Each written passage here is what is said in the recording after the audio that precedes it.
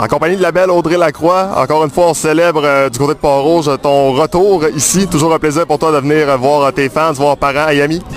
Oui, c'est sûr que, surtout le fait que ce soit organisé comme ça, que toute la communauté se rassemble pour saluer nos performances, mais aussi pour la course ce matin. Donc, c'est vraiment le fun d'être ici et de vivre ça avec les gens de Pont-Rouge.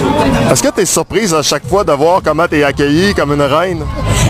Ce qui est surprenant, c'est surtout, parce que les adultes, on les rencontre quand je reviens à Pont-Rouge visiter mes parents, c'est les tout petits que là, vu que c'est comme un événement, c'est comme un peu leur endroit pour se manifester dans le fond. Fait que c'est toujours ça qui nous surprend, qu'ils veulent prendre des photos, puis ils veulent nous toucher, prendre des autographes. C'est ça qui m'impressionne parce que c'est le seul endroit où ils vont se permettre de le faire. Souvent, les plus jeunes sont réservés, ils sont gênés. Souvent, c'est les parents qui viennent « Non, mais là, mon fils ou ma fille, elle a regardé ta course aux Jeux olympiques, puis elle était super impressionnée. » Puis là, le fait que ce matin, on leur permet de manifester leur joie, mais il me semble qu'ils sont plus à l'aise, puis c'est toujours ça qui est surprenant, qu'il y en ait autant aussi, là.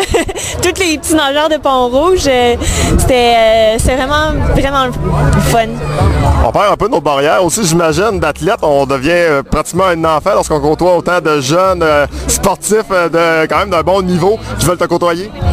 Oui, bien c'est ça, c'est toujours, comme je disais, c'est vraiment impressionnant qu'il y en ait autant. Puis là, souvent, les jeunes, ils ont une façon de manifester qui est différente de celle des adultes. Et puis ça, ça impressionne toujours. Si on revient sur ta dernière saison, on peut dire objectif atteint? Oui, c'est sûr que le gros objectif, c'était aux Jeux du Canada. Et puis, j'ai réussi une performance qui m'a vraiment permis de dire en mission accomplie pour cette saison-ci.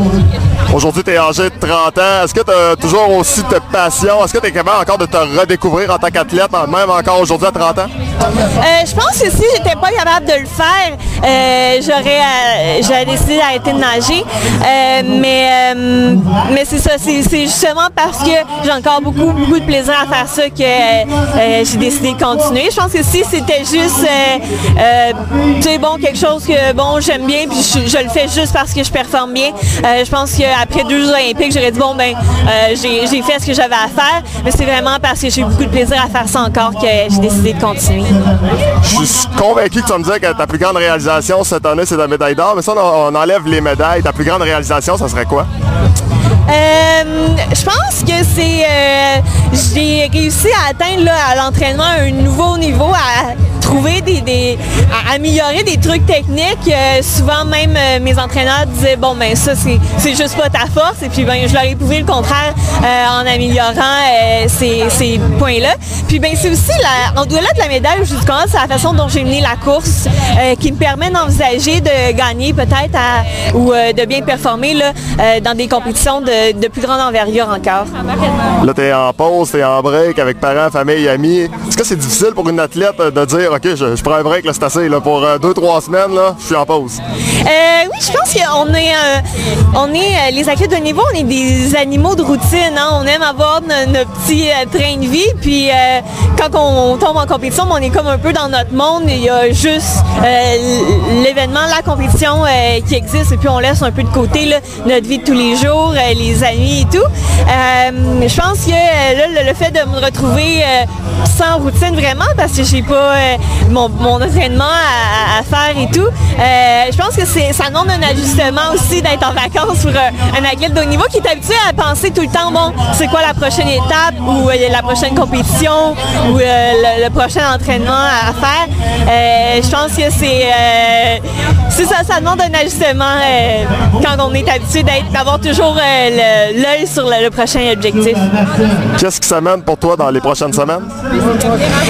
Je vais reprendre l'entraînement et puis pour les compétitions, ça va être un petit peu tranquille pour les prochains mois. On reprend la saison tranquillement, donc les premières compétitions vont être de moindre envergure. Ça va me permettre de tester des choses pour arriver en avril 2015 aux essais canadiens puis obtenir ma place sur l'équipe pour l'été prochain.